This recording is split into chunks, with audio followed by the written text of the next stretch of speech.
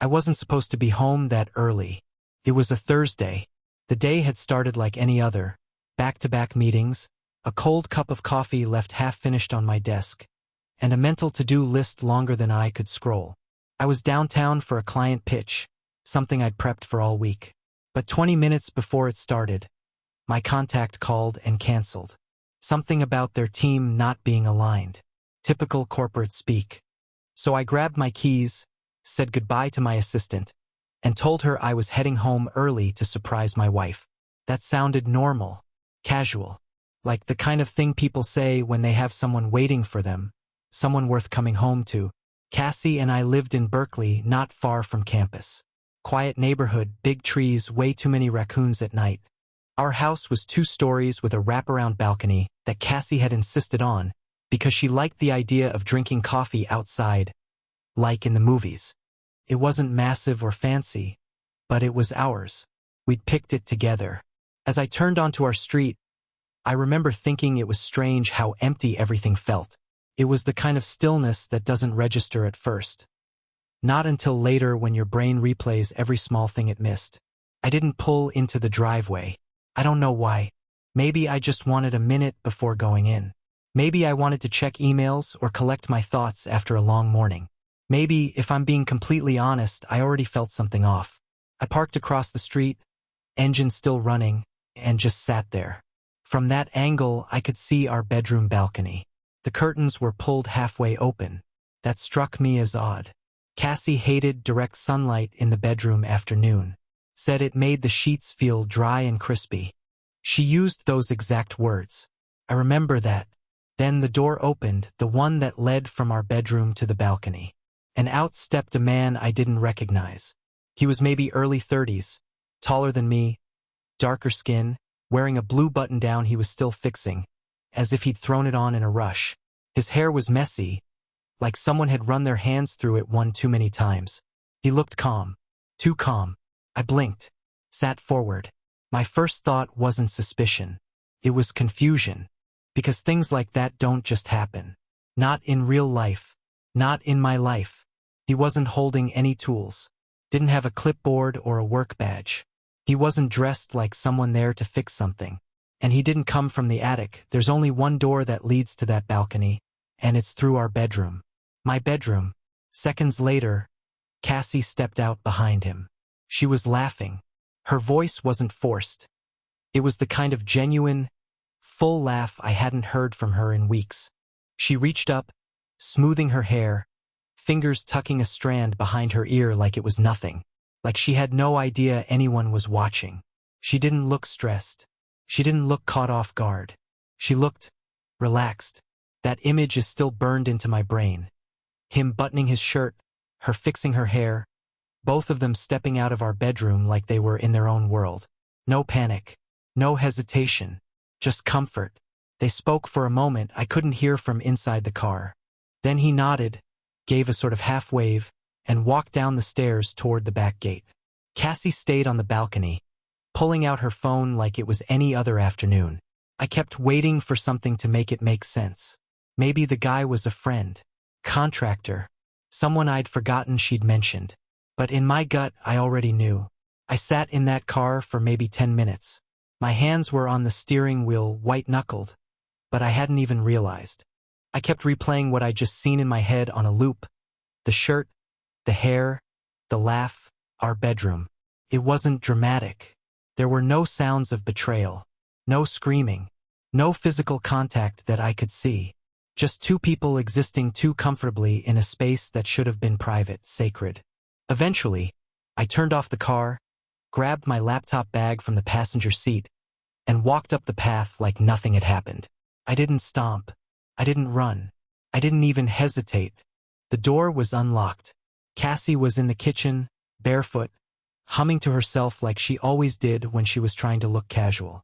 She had a glass of sparkling water in her hand, lemon wedge floating on top, just how she liked it. She smiled when she saw me. "Oh, hey, you're home early."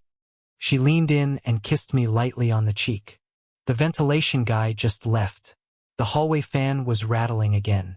"I told you it'd keep acting up." I nodded. "Huh."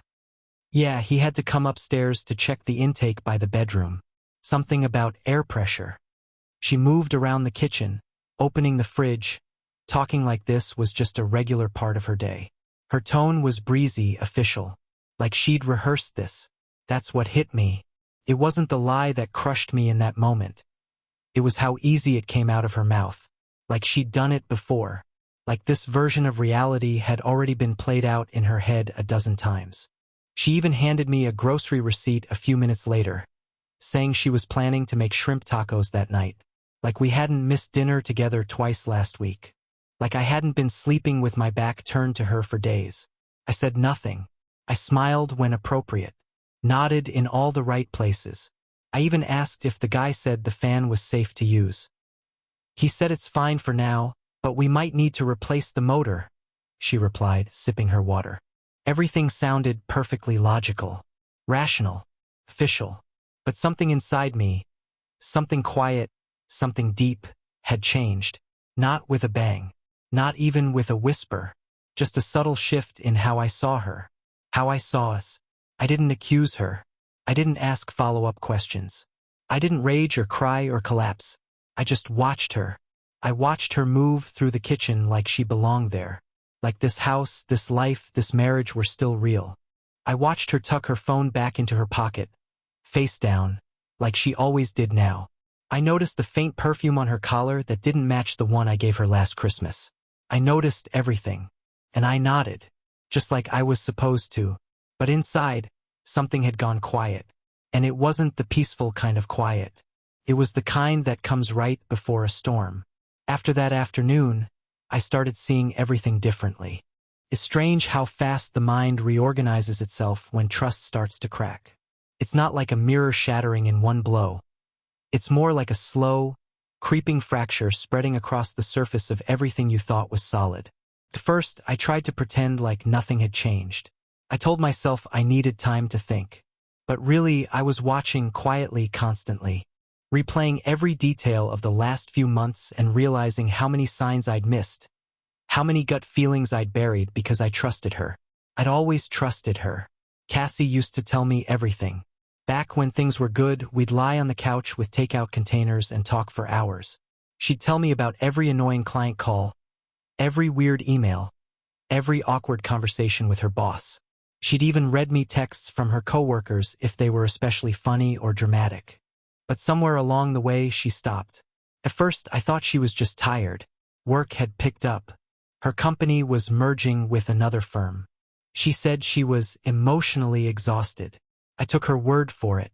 I wanted to be supportive. But now, that silence felt like evidence. There were new patterns. Her phone, it was always face down now. Every time. Even when we were just watching a movie. Even when it buzzed and lit up. I asked her about it once and she laughed. Said she didn't want to be rude and distracted. She used to ask me to hold her phone when she drove. Now she'd rather leave it in her purse. Her laptop, too. That changed. It used to live on the coffee table. She'd do emails while I played Xbox or read. I knew her password. It was the name of our old dog growing up. Then one day I tried to open it, completely innocently, and it was locked. I asked her if she'd changed the password. She hesitated. Just long enough. "Oh yeah," she said, smiling. "IT made us update everything last week. Security stuff." I nodded. Said, "Makes sense." But I didn't ask for the new password. And she didn't offer it. There were other things. Subtle things. But once your brain starts cataloging doubt, everything starts to feel like a clue. Her morning routine shifted. Cassie was never a morning person, ever. I used to have to drag her out of bed with the smell of bacon or coffee. She'd hit snooze 3 times, then shuffle into the kitchen like a zombie wrapped in a hoodie. But suddenly, she was up at 6:30. Said she was getting into running. At first, I was impressed. Encouraging, even. She'd always said she envied people who liked jogging. But Cassie? She hated sweating. She hated hills. She hated running. And yet here she was, putting on sleek new running gear, stuff I hadn't seen before, and disappearing for 45 minutes before I even had time to shower. She came back glowing, fresh, energized. and smelling like a different perfume, one I never remembered buying for her. Not strong, but noticeable. Warmer. Muskier. I mentioned it once. She said, "Oh, it's a sample I found in one of my old gift bags. Do you like it?" I said yeah, because I didn't know what else to say. But it wasn't just the scent. It was the lipstick. One morning, she left with a subtle nude shade, came back with red, faint but different. When I asked about it, she shrugged. Must have wiped it off and put the wrong one back on. Small things, each one meaningless on its own. But together, they started to form a story. Then there was her girls' trip. That one kept replaying in my mind more and more. 2 months ago, she went to Big Sur for a weekend. Said it was a reset. Her and her college friends. I was happy for her, even encouraged it. She needed space, she said. Time to breathe. She came back with a tan and a new leather laptop case. I remember teasing her about it. "Since when are you fancy?" I asked. She grinned. "A friend gave it to me. Leftover from some product launch." "Nice friend," I said, and she laughed. But now I wondered which friend. I remembered calling her that Saturday. She didn't pick up. Not unusual, but I left a voicemail. Then I texted. "All good." 7 hours passed. When she finally replied, it was brief. "Sorry. No service in the park, LOL. We're back at the cabin now. Miss you, Red Heart." I believed her. Why wouldn't I? But now that message looked different. The LOL too forced. The heart emoji too deliberate. I remembered how she didn't want to FaceTime that night. Said the Wi-Fi was bad. Said they were playing board games and drinking wine. I pictured that moment now, her somewhere else, someone else maybe beside her. Laughing, sipping, typing "miss you," while erasing the real context. Was he there? Was it him? I didn't even know his name. I still didn't. But I saw him on the balcony. His face burned in my memory like a watermark. And once that image was there, it was like all these other moments rearranged themselves around it, like puzzle pieces finally snapping into place. Even her voice had changed. Cassie had always been expressive, passionate. If she was mad, you knew. If she was excited, you felt it. But lately, everything was flat, polished, scripted. I'd ask how her day was. She'd say, "Fine," then change the subject. She didn't ask about mine anymore. Not really. She'd say, "Did you eat lunch? Or you still drinking those protein shakes?" Surface level check-ins. No depth. And I kept thinking, when did we stop talking? We used to talk all the time. About dumb stuff. About dreams. About the future. Now we just managed each other. And I had managed not to notice. Until I couldn't unsee it anymore. After that first day, the balcony day, I started writing things down. Not like a detective. I didn't snoop. I didn't dig through her phone or track her location. It wasn't about catching her. It was about preserving myself. I needed to understand the timeline of my own disconnection. So I opened a note on my phone and started listing things. 2 months ago, Big Sur trip, no service for 7 hours. 5 weeks ago, new running habit begins. 4 weeks ago, laptop password updated. 3 weeks ago, stops sharing daily work stories. 2 weeks ago, perfume changed. This week, lipstick swap, morning glow.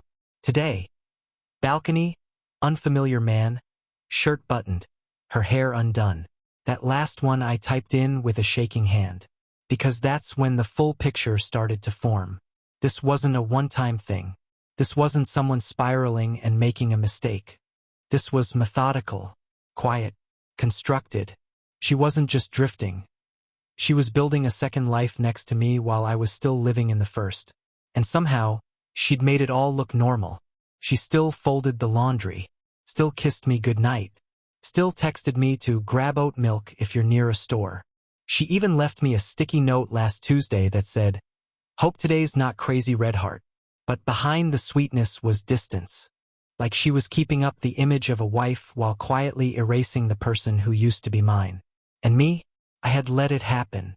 Blindly. That realization hurt more than I expected.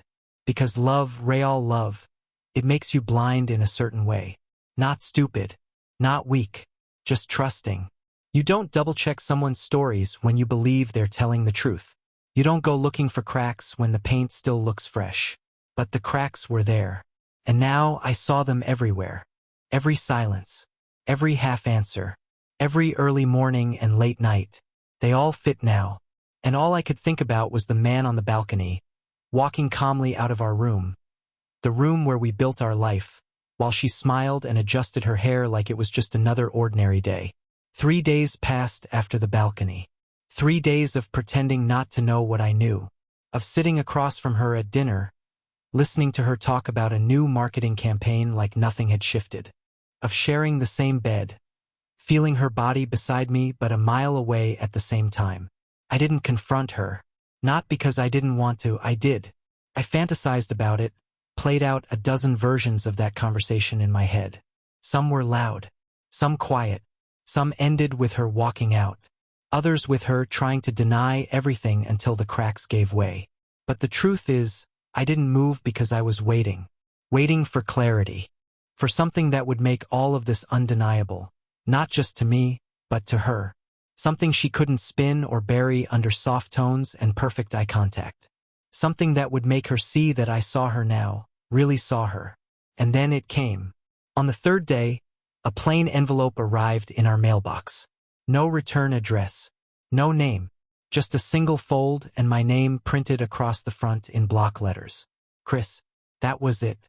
Cassie was upstairs on a call. Her voice low, measured. Probably work. Probably not. I didn't care anymore. I stood in the kitchen, sunlight pouring in through the window, envelope in hand. My thumb hovered over the seal for a long time. A stupidly long time. Part of me hoped it was nothing. Junk. Spam. Some weird real estate promo from across town. But it wasn't. Inside were photographs. Printed. Glossy. Real. 5 in total. No note. No explanation. The first photo was outside Elkwood Suites, a boutique hotel in North Oakland. I'd driven by it 100 times. Cassie was at the front desk, standing beside him. Him. The man from the balcony. They weren't touching, but they didn't have to be. Her body leaned toward his. His hand rested on the counter behind her. Close. Too close. They were both smiling. In the second photo, they were in the hotel's parking lot. He was unlocking a car. Not hers, not mine, and she was beside him. They were holding hands. Not fingertips. Not casual. Fingers interlaced. Int asterisk mate. The third one was the kind that hits you in the gut, even if you're braced for it. They were kissing. Full. Easy. No hesitation. No blur of motion like it was caught mid-action. This wasn't a mistake. This wasn't a spur-of-the-moment impulse. It was practiced. Familiar. The fourth photo showed him opening the passenger door for her. She was laughing. Head tilted back, hair falling over her shoulder. Her hand rested gently on his back as she stepped in. Like this wasn't new. Like it was routine. And the fifth photo. That one stopped me. Cassie was leaving the hotel the next morning. Same clothes as the night before, holding a small suitcase I hadn't seen in our closet. Her hair was pulled into a loose bun, sunglasses on, phone in hand. She didn't look rushed, or guilty, or worried.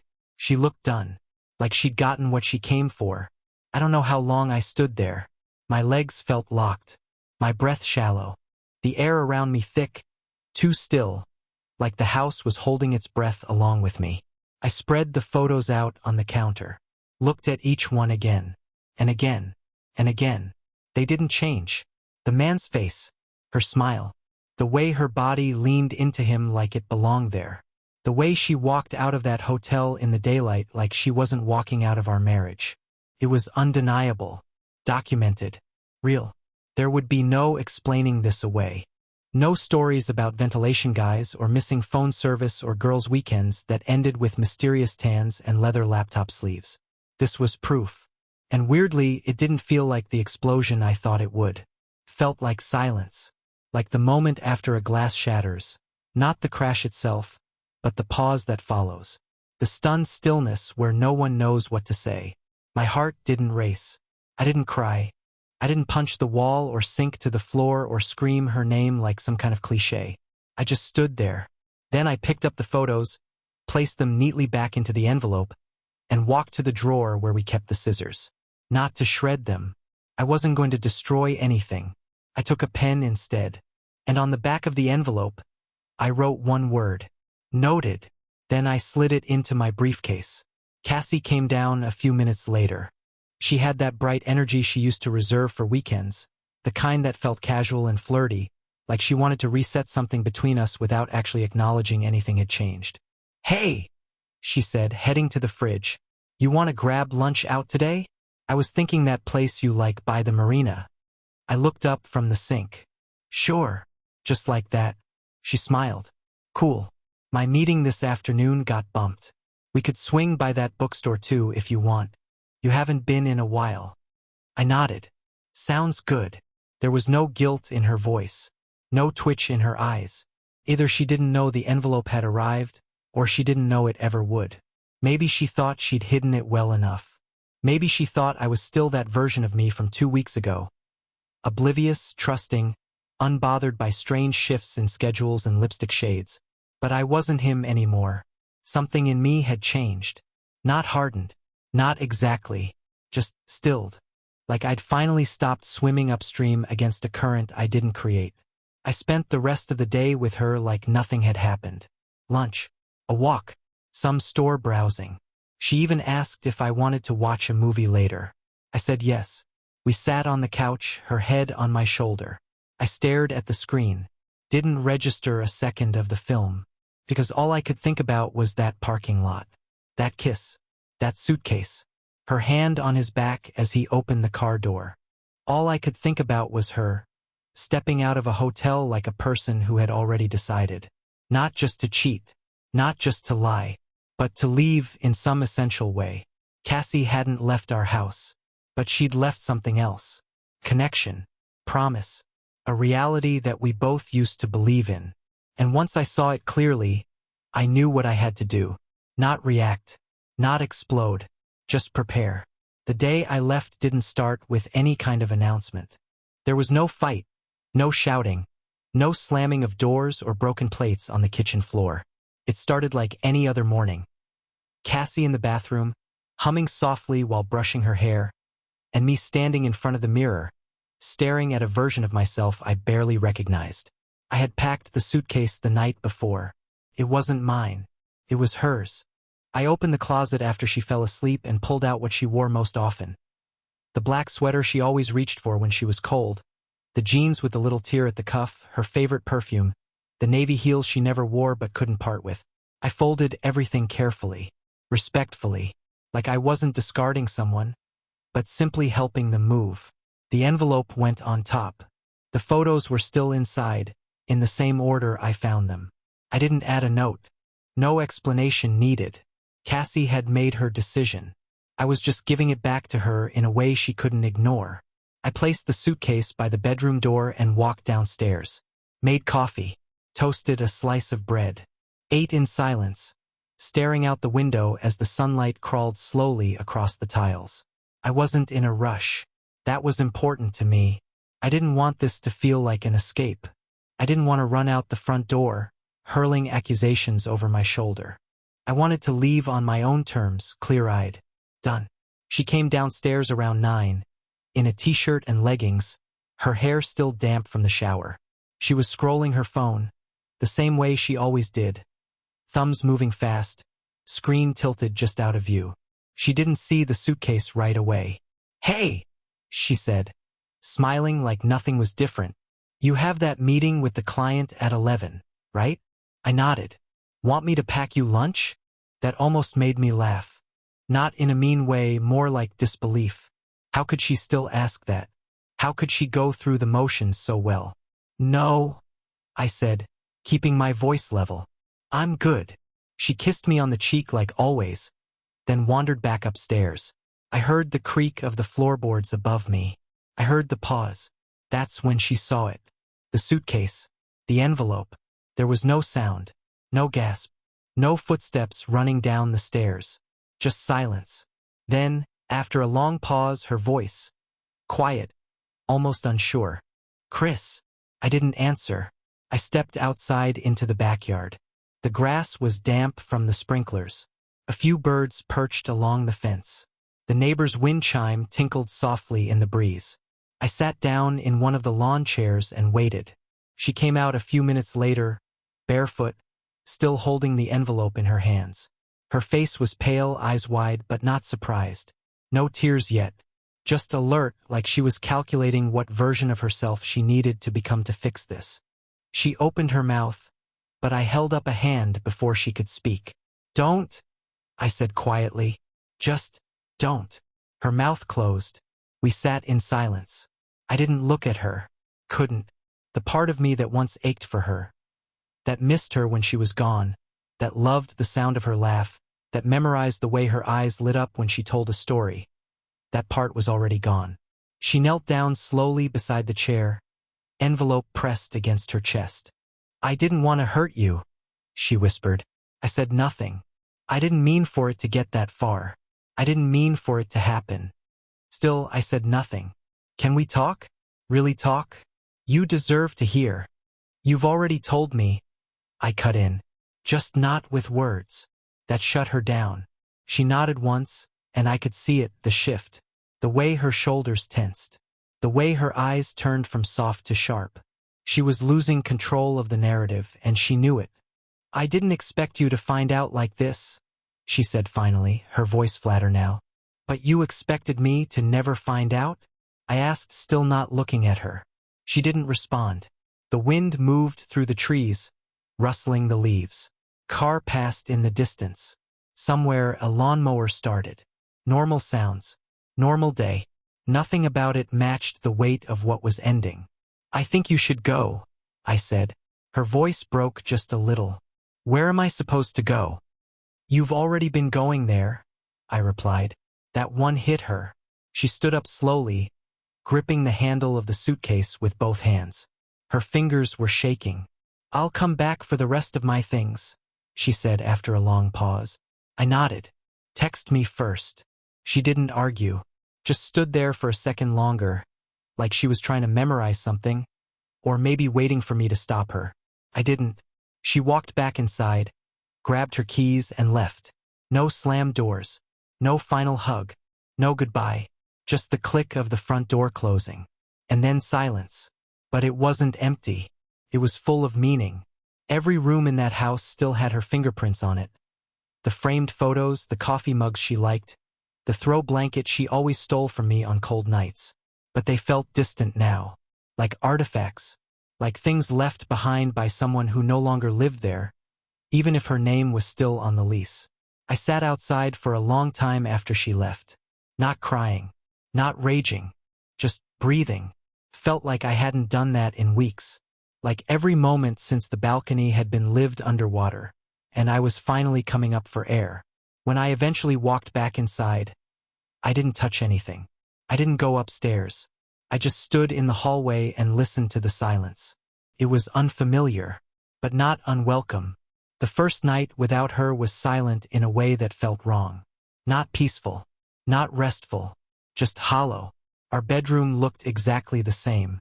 Her side of the bed was made, untouched. Her pillow still smelled like her shampoo. A drawer on her nightstand was left half open. A pair of earbuds and an old receipt inside, like she was planning to come back. I slept on top of the covers. Not because I thought she'd return. I just couldn't bring myself to get under them alone. The sheets felt colder than they should have. The whole house did. At around 2 a.m. I got up and walked around. No purpose. No direction. I just wandered from room to room like I was looking for something I'd forgotten. Something she might have left behind. All I found were little ghosts. Her coffee mug with the chip in the handle was still on the drying rack. Her hoodie was draped over the back of the kitchen chair, sleeves twisted like she'd thrown it off mid-conversation. In the bathroom, her perfume bottle stood next to mine on the shelf. That new scent I still didn't know the name of.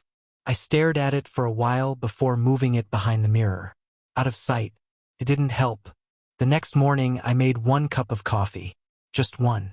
No sugar, no oat milk, no second mug set on the counter by habit. It hit me harder than I expected, that small change.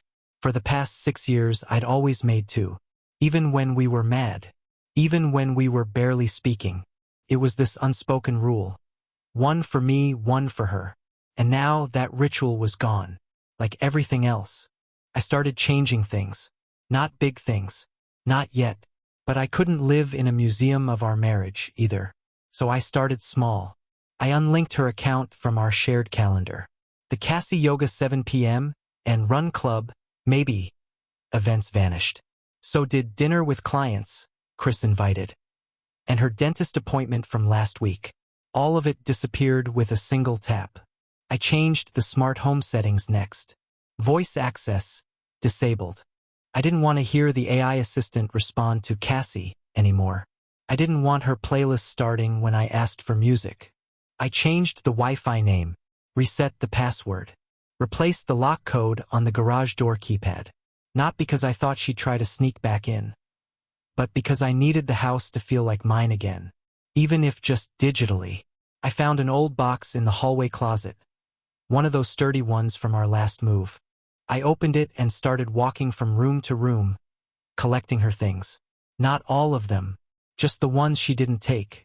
The ones she probably forgot or didn't think I'd notice. A phone charger on her side of the bed. That oversized hair clip she always left on the kitchen counter.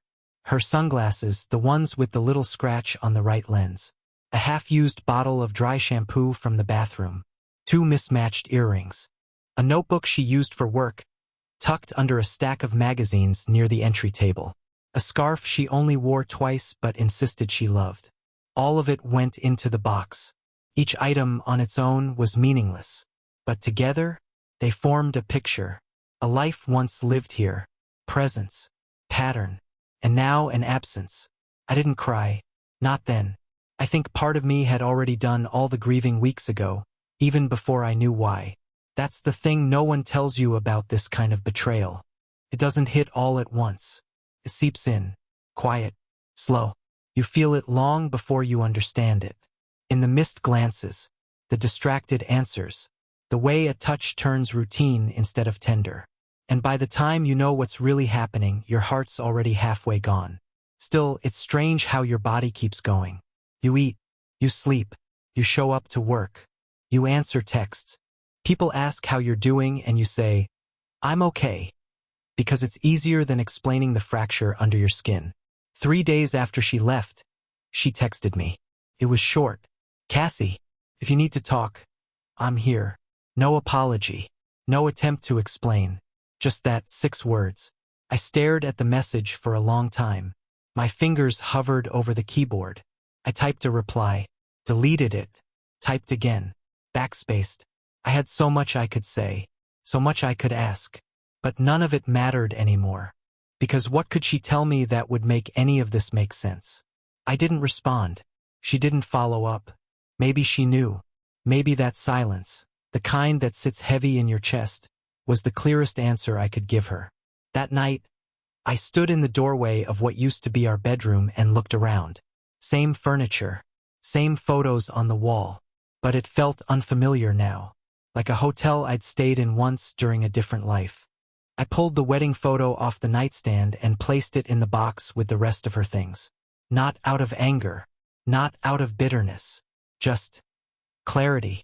That version of us didn't exist anymore. The next morning, I ordered new sheets. Gray. Minimal. Clean.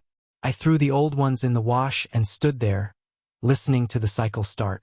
The sound of water rushing in, the first spin. Felt like something was shifting. Finally. Not in a cinematic, everything's fine now kind of way. Just movement. Forward. On the 4th day, I called a locksmith and scheduled a full rekeying of the front and back doors. The guy showed up with a friendly smile and didn't ask questions. He chatted casually about how lots of people were upgrading their locks these days. Breakups, roommates, new tenants. I've seen it all, he said, spinning the new deadbolt into place. I just nodded. Let him think whatever he wanted. When he left, I stood with my hand on the new key, turning it slowly in the lock, listening to the soft click of the mechanism shifting. A new sound, a new start. That evening, I lit a candle. The one she hated because she said it was too woody. I sat on the couch with a blanket and let the smell fill the room. It was such a small thing, but it felt like a rebellion, like I was reclaiming space, reclaiming me. 2 weeks after she left, Cassie showed up at my door with a folder of therapist recommendations. Her tone was calm, almost rehearsed, like a pitch. She said we could still fix this, that she was ready to work on us. I let her talk. I didn't invite her in. When she finally stopped, I looked at her and said, "You already made your choice." I didn't yell. I didn't accuse. I just closed the door. Quietly, she stood there for a second, then left. That was the last time I saw her on my doorstep. Months later, we crossed paths at a New Year's party. Mutual friends. Forced smiles. Then someone joked about jealous husbands, and Cassie laughed. Loud. Too loud, and said I overreacted. The room went tense. I didn't argue. I took off my wedding ring, tapped it against my champagne glass, set it down beside the flute, and walked out. No words. No drama. Just done. And finally, it wasn't an ending, it was my beginning.